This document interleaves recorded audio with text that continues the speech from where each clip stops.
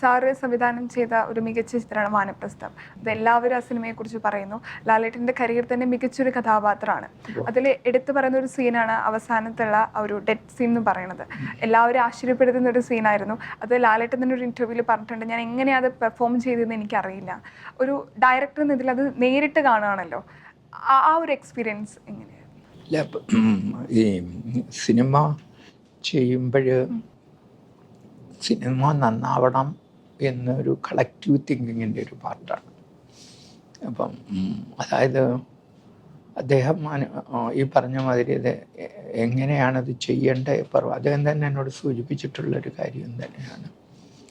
ഈ സിനിമ എന്ന് പറയുമ്പോൾ ഒരു റിഹേഴ്സൽ കഴിഞ്ഞിട്ട് ടേക്കിലേക്ക് പോകുമ്പം അത് ട്രാൻസ്ഫോം ചെയ്യുന്ന, അതായത് ഒരു സിനിമയുടെ ആദ്യത്തെ തീമെന്ന് വെച്ചാൽ ഇത് ഐഡൻറ്റിറ്റി ക്രൈസിസ് ആണ് സിനിമയുടെ ബേസിക്കായിട്ട്.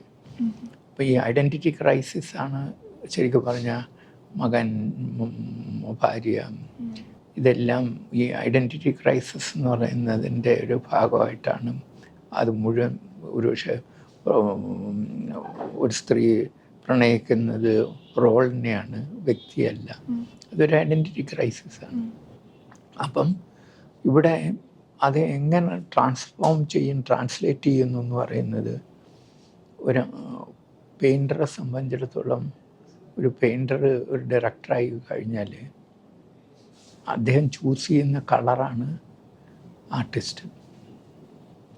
ഈ ആർട്ടിസ്റ്റ് അപ്പോൾ എന്തിനാ കളർ ചൂസ് ചെയ്തു എന്ന് പറഞ്ഞു കഴിഞ്ഞാൽ നമ്മുടെ കോൺഫിഡൻറ്റ് ലെവലിൽ റീകൺസ്ട്രക്റ്റ് ചെയ്ത് തരേണ്ടത് അതിൻ്റെ ഭംഗി എന്ന് പറയുന്നത്, അതിൻ്റെ ബ്യൂട്ടി എന്ന് പറയുന്നത് അയാളിൽ കൂടിയാണ് ഡയറക്ടർ എക്സ്പ്രസ് ചെയ്യുന്നത്. അപ്പോൾ ആ ഭംഗി അദ്ദേഹം മനസ്സിലാക്കി ചെയ്തു എന്നുള്ളതാണ്. അപ്പോൾ ഭംഗിയെ നിർവചിക്കാൻ പലർക്കും അത്ര എളുപ്പമല്ല. അത് നിർവചിക്കുന്ന ആൾക്കാർക്ക് അത് ആ ഭംഗി എങ്ങനെ കണ്ടു എന്നുള്ളതാണ്, അല്ലെങ്കിൽ മനസ്സിൽ ഉൾക്കൊണ്ടു എന്നുള്ളതാണ്. അവിടെയാണ് നമ്മുടെ സക്സസ് കിടക്കുന്നത്. അതാണ് അദ്ദേഹം ചെയ്തത്. പെർഫോമൻസ് കഴിഞ്ഞ ശേഷം സാർ എന്താ അദ്ദേഹത്തോട് പറഞ്ഞത് എന്തായിരുന്നു? അല്ല, പുള്ളിക്കാരൻ എന്നോട് സൂചിപ്പിക്കുക, ഞാനല്ല ഇത് ചെയ്യുന്നത്. അദ്ദേഹം എന്നോട് പറഞ്ഞത് ഏതോ ഒരു ശക്തി അദ്ദേഹത്തിന് നൽകിയ അറിവും ധൈര്യവുമാണ് ഇത് ചെയ്തതെന്ന് സൂചിപ്പിക്കേണ്ടത്.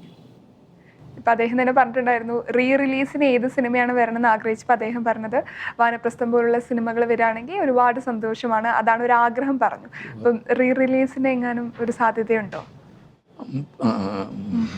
അതിൽ തന്നെ എടുക്കേണ്ട തീരുമാനം, കാരണം പുള്ളിക്കാരൻ തന്നെ എൻ്റെ പ്രൊഡ്യൂസർ. അപ്പം എനിക്കതിനകത്ത് വലിയ സ്നേഹമൊന്നുമില്ല.